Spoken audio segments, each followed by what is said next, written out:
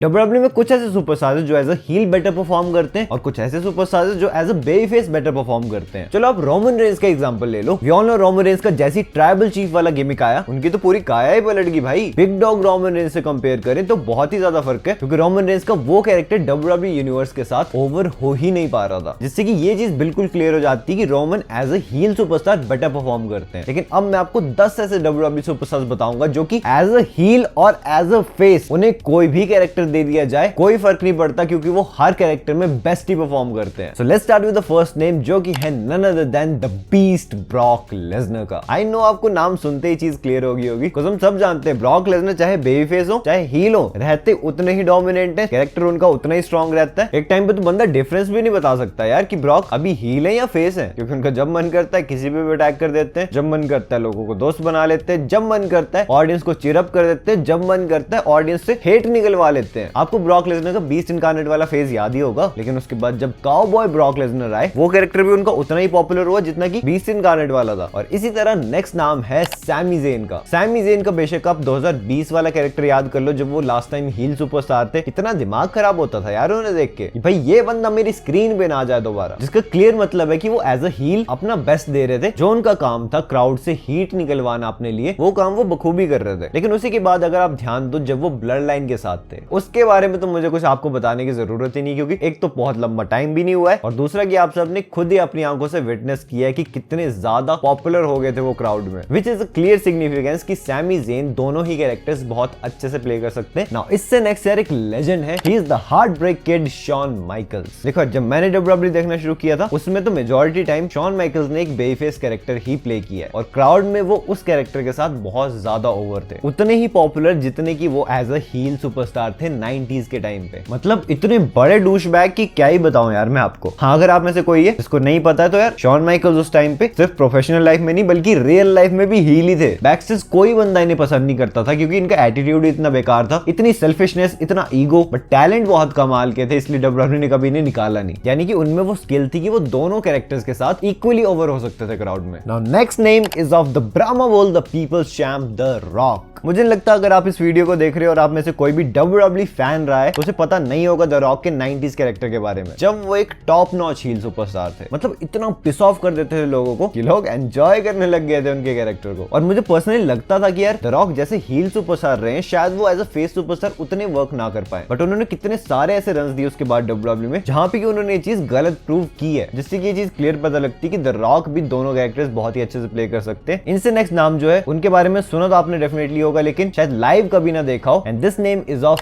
AD Guerrero. Eddie भी उन superstars में से एक है जो कि पहले एज अ हील बहुत ज्यादा पॉपुलर हो गए थे, क्योंकि मैचेस जीतने के लिए उनकी चीप टैक्टिक्स, वो सारी चीजें लोगों के साथ काफी क्लिक होने लग गई। लेकिन जब डब्ल्यूडब्ल्यूई ने उनका फेस टर्न किया तो लगा नहीं था कि भाई एडी उसी लेवल पे ऑपरेट कर पाएंगे जैसे कि वो एज अ हील काम कर रहे थे, बट नहीं, उन्होंने इस चीज को गलत प्रूव किया। वो डब्ल्यूडब्ल्यूई चैंपियन बने ब्रॉक लेसनर को हरा के और क्राउड में इमेंसली पॉपुलर हो गए। और वो एक वन टाइम शॉट नहीं था, वो उतने ही ओवर रहे क्राउड में जैसे कि वो एज अ हील थे। नाउ इनसे नेक्स्ट नाम है the game the king of Kings triple H का। जब ये हंटर हर्स्ट हेम्सले थे तब भी ये हील सुपरस्टार थे, जब डीएक्स फॉर्म हुई तब भी ये हील सुपरस्टार ही थे, जब इन्होंने अपना रेन ऑफ टेरर दिया था तब भी ये हील सुपरस्टार ही थे। मतलब उन्होंने इतने लंबे टाइम तक ये वाला कैरेक्टर प्ले किया है ना कि एक तरह से आदत ही लग जाती है फैंस को कि ये बंदा तो यार इसी कैरेक्टर में पसंद आता है, फेस बन जाएगा तो शायद उतना मजा सा ना आए। लेकिन ट्रिपल एच का उसके बाद बेबी फेस टर्न भी हुआ है, और जब उनका बेबी फेस टर्न हुआ ट्रिपल एच का एटीट्यूड सेम, ट्रिपल एच की वाइब सेम, बस एक डिफरेंस आता था कि वो as a heel cheap tactics use करते थे, but as a face superstar comedy को इन्वॉल्व करने लग गए थे। आपको याद ही होगा डीएक्स जब रीयूनाइट हुई थी तो ट्रिपल एच का कितना बड़ा ट्रांजिशन हुआ था, लेकिन एज अ फेस भी वो उतने ही पॉपुलर रहे जितने कि वो एज अ हील सुपरस्टार थे। नाउ इनसे नेक्स्ट नाम है the best in the world CM Punk का। मुझे कुछ बताने की जरूरत है, अभी भी आप सीएम पंक को देख रहे हो ना डब्ल्यूडब्ल्यूई में, करंटली फेस सुपरस्टार है, लेकिन कहीं से भी आपको देख के लगता है सीएम पंक को कि अगर ये बंदा कभी हील टर्न कर जाए तो बेकार हो जाएगा? ऐसा हो ही नहीं सकता यार। सीएम पंक ने एज अ हील सुपरस्टार इतने खतरनाक रन दे दिए डब्ल्यूडब्ल्यूई में, जब उनके लंबे बाल हुआ करते थे, उसके बाद जब जॉन सीना के साथ उनकी राइवलरी चल रही थी, इवन जब पाइप बॉम्ब प्रोमो भी उन्होंने कट किया है। हाँ काफी लोग आर्ग्यू कर सकते हैं कि नहीं यार CM Punk as a heel better लगते हैं, फेस में उतना मजा नहीं आता, लेकिन अभी तो फेस ही चल रहे हैं ना, फिर भी वो वैसी चपड़ चपड़ करते हैं, फिर भी वो उतने ही ओवर है। एंड इन्हीं की तरह एक बहुत ही सिमिलर बंदा है, his name is AJ Styles. जब इन्होंने जिंदर महल को हराया था उस टाइम पे आपने एजे स्टाइल्स का बेबी फेस रन देखा था ना, कितने ओवर थे वो, क्राउड में डब्ल्यूडब्ल्यूई चैंपियन रहे थे पूरे 1 साल तक। कहीं भी आपको ऐसा फील हुआ कि भाई मजा सा नहीं आ रहा है? और वहीं आप याद करो 2016 वाला उनका कैरेक्टर, जब वो डीन एम्ब्रोज के साथ फ्यूड्स दे रहे थे, जेम्स मिस एलिजाबेथ उनके अगेंस्ट थे, तो एज अ हील भी वो कितने पॉपुलर थे। वो सब छोड़ो यार, आप आज के एज स्टाइल्स देख लो, भले ही मिड गार्ड में रहते हैं, ज्यादातर दिखते नहीं टीवी पे, लेकिन जैसी मेन टाइटल पिक्चर में आते हैं, चाहे वो एज अ हील काम करें चाहे एज अ फेस काम करें, लाइमलाइट अपने ऊपर ले ही आते हैं, पता नहीं कैसे। और हाँ, रिसेंट्स की बात हो ही रही है तो फिर डेफिनेटली यहाँ पे नाम the American nightmare Cody Rhodes का आना ही था। हाँ, 2022 के कोडी रोड्स के रिटर्न के बाद अभी तक उन्होंने बेफेस कैरेक्टर ही प्ले किया है, और मुझे लगता है आगे भी शायद 1 साल तक तो करने वाले, जब तक वो अपनी टाइटल नहीं हार जाते। तो जिन्होंने नई नई WWE देखना शुरू की है, शायद वो फैमिलियर नहीं कोडी रोड्स की हील रन से, लेकिन मैं आपको बहुत ही कॉन्फिडेंस के साथ बता सकता हूँ, मैं बात भी नहीं कर रहा बाकी प्रमोशंस की जहाँ पे की कोडी रोड्स ने हील कैरेक्टर प्ले किया, मैं WWE की ही बात कर रहा हूँ। जब उनका मस्टैश कोडी रोड्स, जब उनका डैशिंग कोडी रोड्स, ये सारे कैरेक्टर चल रहे थे, तब वो हील थे, और क्या हील थे भाई। हाँ, अगर उस टाइम पे मैं वीडियो बनाता तब शायद मैं उन्हें इस लिस्ट में नहीं रखता, क्योंकि तब कोडी एज अ हील ही बेटर परफॉर्म करते थे, फेस सुपरस्टार वो इतने ओवर नहीं हो पाए कभी भी। लेकिन आज के कोडी रोड्स को देख लो, वो एज अ बेफेस कितने ज्यादा ओवर है क्राउड में, लेकिन जैसे ही उनका हील टर्न होगा तब भी वो उतने ही ओवर रहेंगे जितने की वो अभी हैं। ये बात तो बिल्कुल पक्की है। शायद अभी आपको देख के ना लग रहा हो कि कोडी कहाँ हील यार, स्पेशली जो न्यू फैंस है,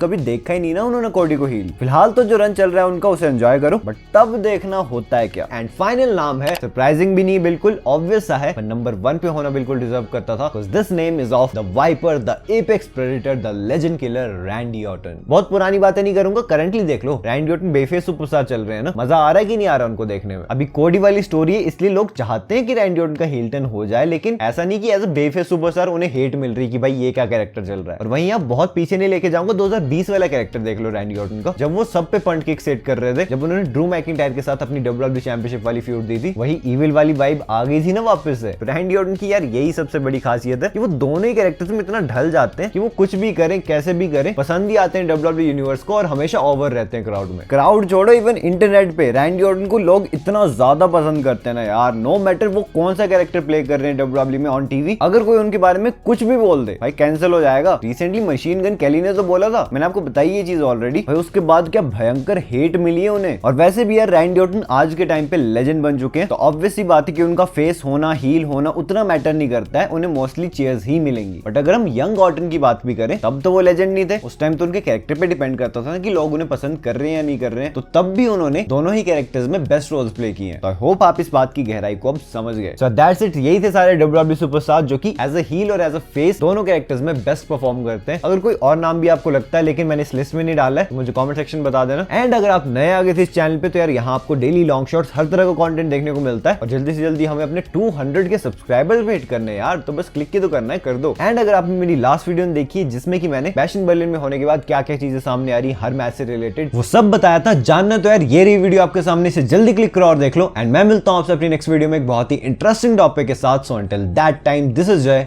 साइनिंग आउट।